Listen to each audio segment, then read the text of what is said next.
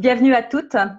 Donc Charlotte, qui est ex-sage-femme, qui est de formation caïcédienne, qui est la formatrice de la masterclass sophrologie et maternité. Elle a assisté au live de Nathalie Rissen sur le confinement et l'explosion des relations toxiques.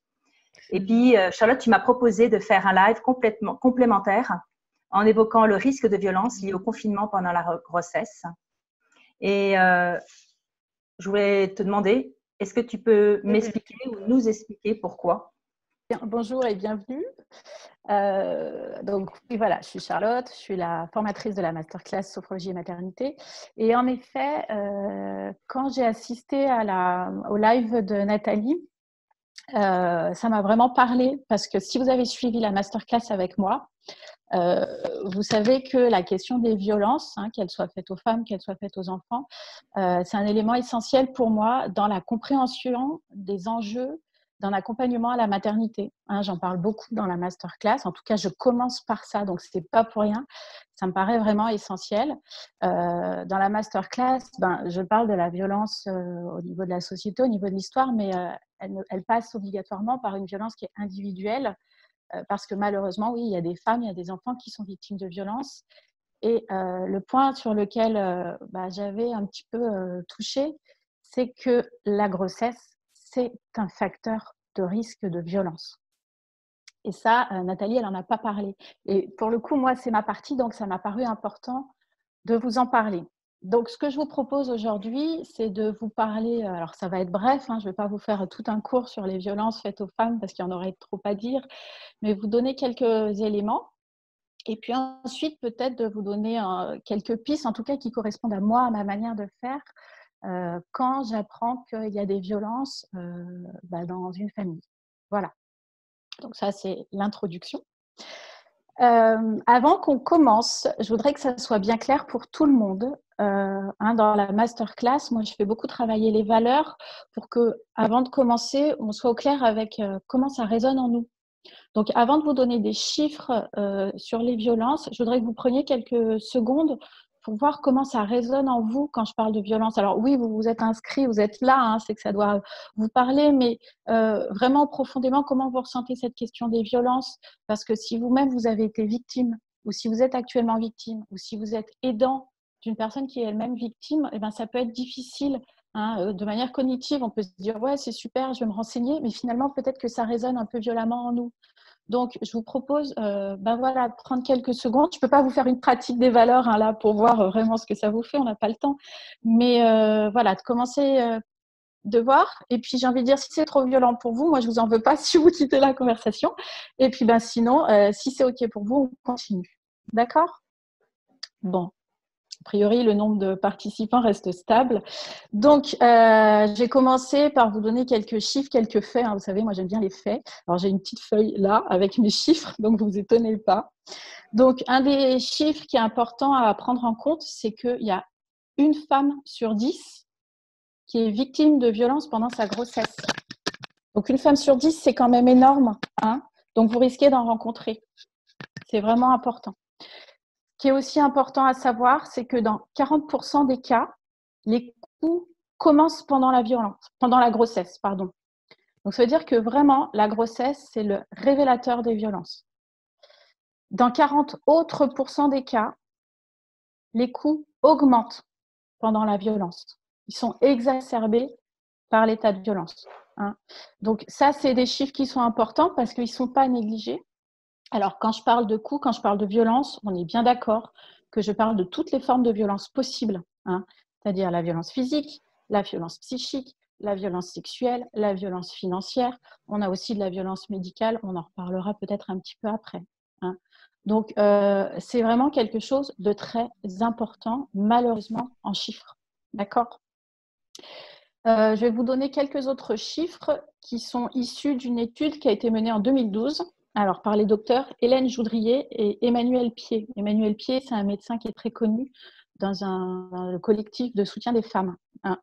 Donc, le chiffre qu'elle donne, c'est que dans 38% des femmes qui sont victimes de violences reçoivent des coups sur le ventre pendant la grossesse.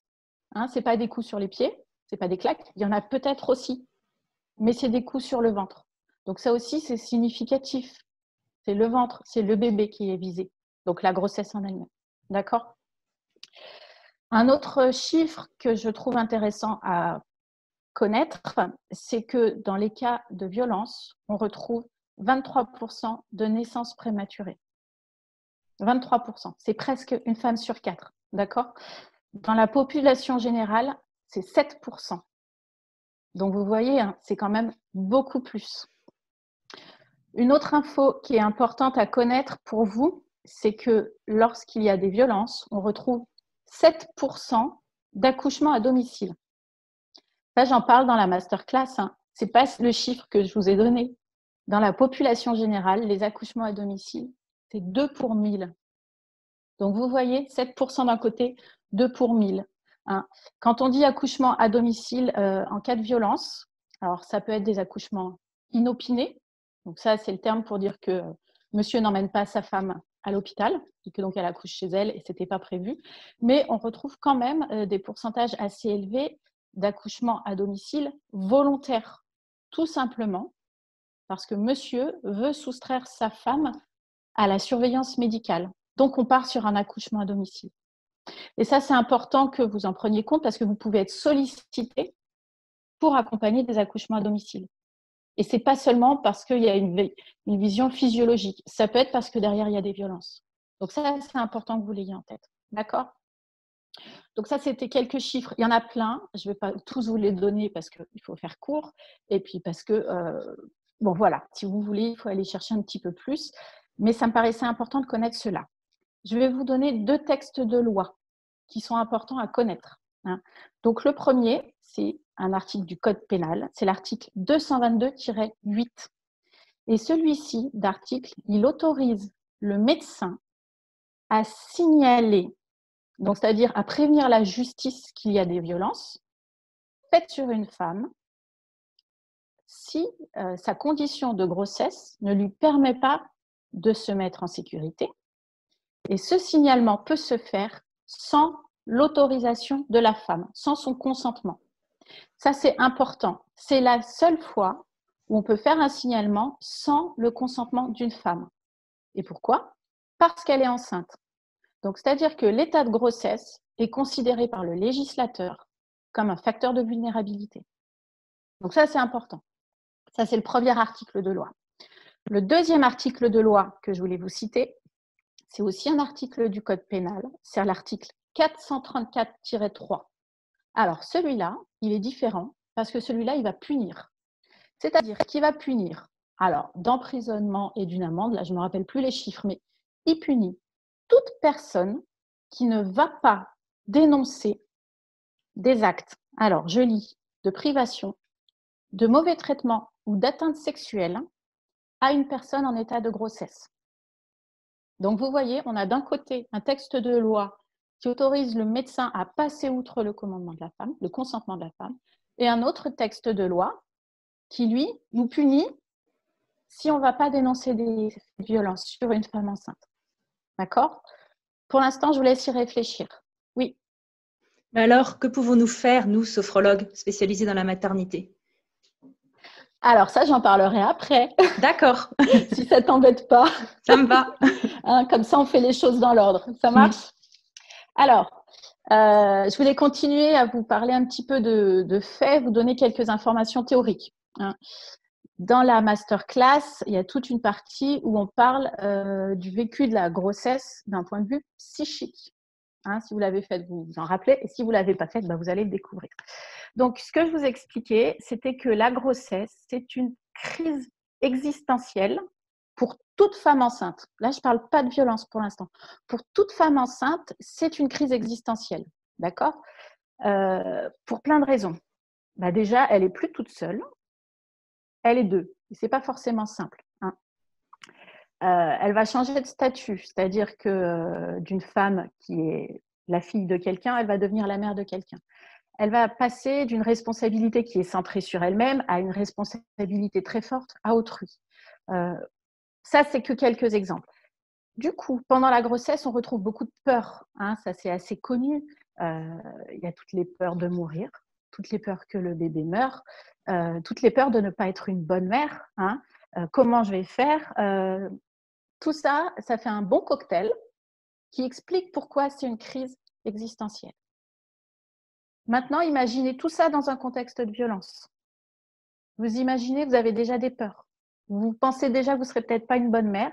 Et à côté de vous, vous avez un bourreau qui vous maltraite, qui met à bas votre estime de vous-même, qui vous dit de toute façon tu seras une mauvaise mère, hein, parce que c'est ça la réalité des faits quand même, d'accord? Donc imaginez une crise existentielle sur laquelle en plus on rajoute des violences. C'est très très dur. C'est terrible pour les femmes enceintes, hein, à tel point que certaines font des dissociations traumatiques, c'est-à-dire qu'elles font le blackout, elles s'en rappellent plus. Ça va s'avérer compliqué après pour dépister. Mais c'est pour vous dire à quel point c'est fort pendant une grossesse d'avoir des violences. Déjà, une grossesse en elle-même, c'est fort. D'accord? Je vous ai aussi dit que donc la grossesse, c'est une crise existentielle pour la femme, mais c'est aussi une crise existentielle pour le couple. Hein. On en parle quand on évoque le 4e trimestre, mais ça marche évidemment dès le début de la grossesse. C'est une vraie crise existentielle. Or, on sait que les violences apparaissent dans les situations de crise. C'est parce qu'il y a une crise qu'il y a quelque chose qui lâche et qui finalement autorise la violence à s'exprimer. Donc ça, c'est ce qui explique pourquoi la grossesse, c'est déjà un facteur de risque de violence. D'accord? Et ça, c'est en temps normal. Je mets mes guillemets sur mon en temps normal. Sauf que, est-ce qu'aujourd'hui, on est en temps normal? On n'est plus en temps normal. Ça fait 1 mois qu'on est confiné. Hein?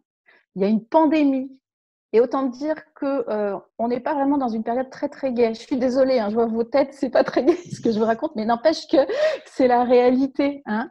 Donc, vous imaginez, si déjà en temps normal, la crise de la grossesse, elle permet des passages à l'acte, imaginez une grossesse en période de confinement.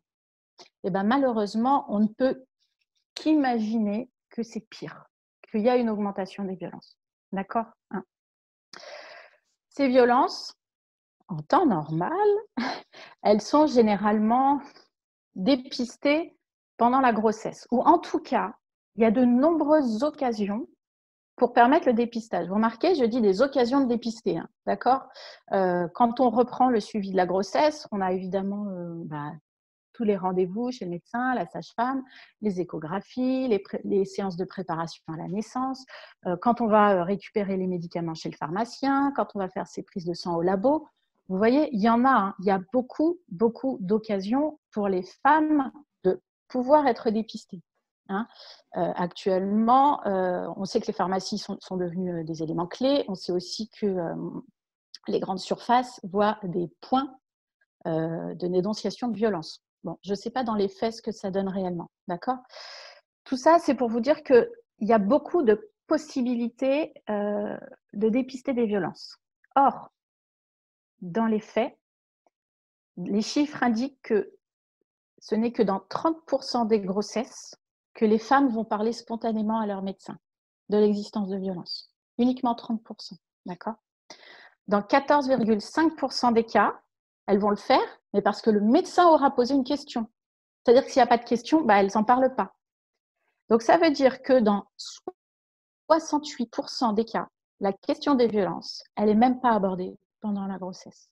Donc, vous voyez, ça veut dire que c'est compliqué à dépister. Et ça, toujours pareil, c'est en temps normal. Et on a dit on n'est pas en temps normal, on est en période de confinement. Hein. Je pense que vous-même, vous avez dû voir des différences actuellement. Hein. Les médecins, les sages-femmes, elles font de la téléconsultation. Et la téléconsultation, c'est un problème pour le dépistage des violences. Hein. J'ai carrément posé la question à des amis, je leur ai dit, qu'est-ce que vous en pensez?